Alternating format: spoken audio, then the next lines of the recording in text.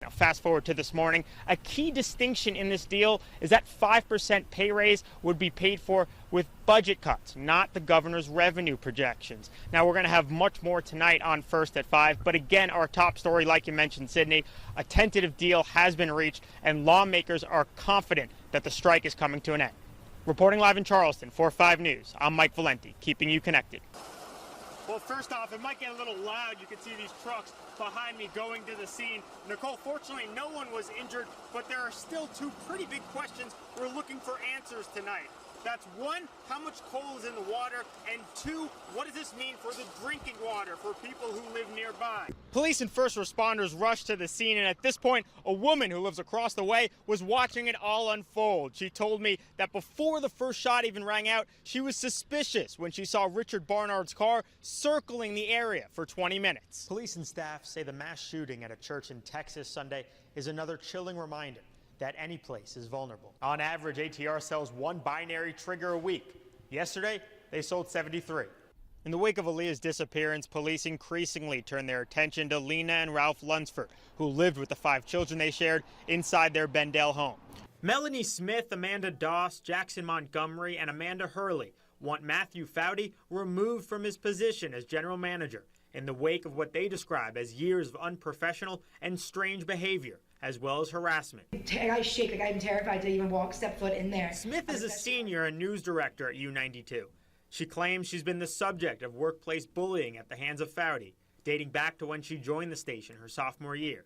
The students vividly recall Foudy making sexually suggestive comments to Smith on air. Jokes about Mel's body, about her sex life. I've known girls that can unhinge their jaws like snakes. And when she confronted him, she says he downplayed it, calling it all an act. To be thinking about what you're wearing when you go to work, be thinking about what you say when you go to work. A place that for us is our second home because we just feel so threatened that we don't know what could happen next. That's pretty disappointing. Foudy, who's in his 30s, is also alleged to have made inappropriate comments to students over Twitter and Facebook and messaging students excessively. In August, Foudy told Smith he would only contact the news department through email from that point on. He told one girl, she said something about my cat loves to smell me, and he said, ... the best smell in the world. The students became so unsettled that in June they went to Adele Crow, the director of student media, who apparently told them she would file a Title IX complaint on their behalf. Crow declined to comment to 5 News. Corey Farris, the dean of students, and a representative for the Title IX office both said they couldn't confirm or deny if an investigation had been launched. But emails obtained by 5 News show that in October, Cindy Scott, a Title IX senior investigator, told Doss that she informed Foudy of the investigation. When Doss asked why Foudy had only been told now, Scott replied that she was waiting until all of the evidence was collected.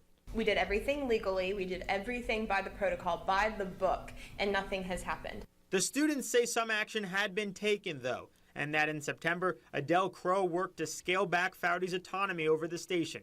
But last week, they learned that decision was being reversed. Doss stepped down as program director, and upwards of 50 students went on strike. 5 News has reached out to Matt Foudy several times. He has not responded, but he told the Pittsburgh Post-Gazette that there are a number of Title IX investigations against him. Neighbors have been waiting to hear this sound. It's been there for a long time. For years. I think it's going to be good. I think it's going to make it a lot safer to keep people from going in and out. They're cleaning Grafton up, and I think it's nice that they're making it look better. Joyce McCormick lives across from the building. We talked to her last year after residents started a petition to have it torn down. I mean, when it was up, but everybody running out kind of, worried me a little bit. You didn't know who they was. The old Grafton High School building was erected in 1915 and later became Grafton Middle. It closed for good in the 1980s and has been vacant ever since. Young kids running in and out all hours of the night, people stealing stuff out of it, knocking windows out, shooting them out. So it needed to go. Really bad. I'd sit there and watch bats come in and out of their rats, raccoons. To me, it was horrible. And neighbors tell me it was only a matter of time before this building came down on its own. To me, it was a big eyesore. You can't see anything, and to me it was dangerous for the kids that are in this area because of the condition of the place itself. City officials acknowledged the building was deteriorating and hurting property values. But even as the bricks came down Thursday, some were feeling sentimental. At the same time, it's sad because, you know, it was historic, and I wish there would have been more they could have done with it, but at least now, you know, there's no danger of somebody getting hurt in there. Every day, Ron Shaver drives his four-wheeler from his house up to a small little cabin, a quiet spot atop a hill, overlooking his 40 acres of property. But lately, that trip back and forth has become increasingly difficult. Soon, Shaver fears this part of the road will be virtually impassable. There is rocks in that slip, big rocks. It's just broken half. The tipping point came last month when the road began to give way. Shaver believes the blame lies squarely with Mark West Energy. Big backhoes and big dozers and everything that's on this road.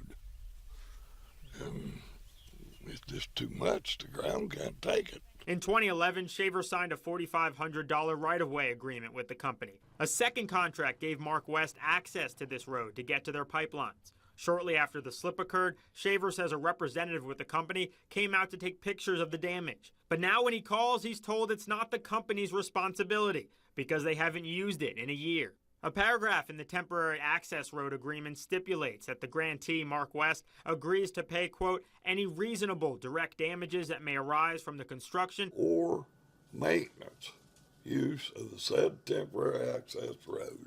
As soon as they found out that they had a liability here, they cut me off. They won't do nothing. And this isn't the first time Shaver has had to go up against the oil and gas company. 2 summers ago, they were able to resolve a dispute over another slip on his road. Mark West had a rock basket and culvert put in. However, a damage release agreement signed in 2016 states that Shaver is willing to release Mark West from all claims for any damages which, quote, may occur or hereafter occur on the property. Shaver maintains that applies to only one part of the road and says he'll continue to make his case until the company takes action. They paid me $5,000. They couldn't have possibly got by with less than $50,000 for the headaches that it's caused me. Okay, so first of all, the death certificate and the newspaper say that he's in Holy Cross Cemetery. Joel Strange's year-long search for the remains of Patsy Ballot has culminated with a trip to Clarksburg's Holy Cross Cemetery. Locating the precise burial spot, though, is like finding a needle in a haystack. Apparently it's an unmarked grave. Whether or not he ever had a headstone, who knows? Unfortunately, the cemetery doesn't have records for that period. He may well be in this area here. But this amateur researcher is too invested in the story to stop now. It's a great story about life and death and a person's life in the United States. An immigrant who comes to the United States, tries to make a life. Didn't work out that well for him. In 1911, 20-year-old Pasquale Bilotta left his home in the Calabria region of Italy to settle in the United States. People in Clarksburg knew him by his American name, Patsy Ballot, a poor, eccentric artist who relied on friends for housing. Until 1931, there didn't appear to be any reason to believe he had enemies. But then one February night, Ballot got into an apparent confrontation with a woman at a cafe on East Pike Street. Shortly after, her husband came in and shot and killed Ballot. The suspect admitted to the crime and was put on trial, but he was acquitted in the spring of 1931 after claiming he killed Ballot to protect his wife.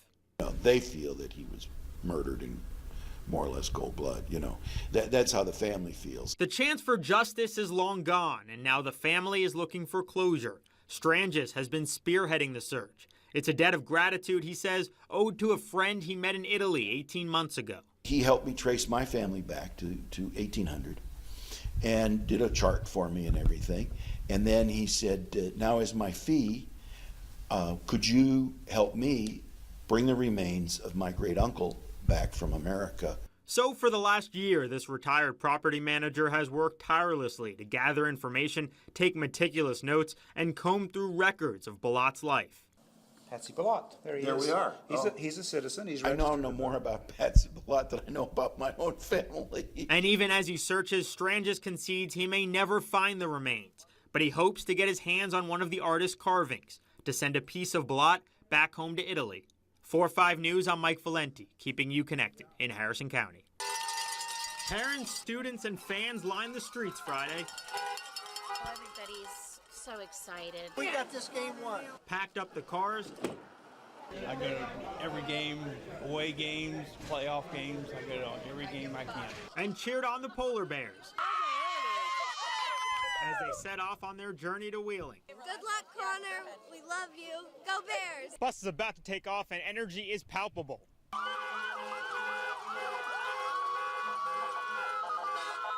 These players hoping to deliver Fairmont Senior its first state title since 1946. It would be huge. The town would probably shut down for the whole day. It would be crazy. We've been waiting for this for years.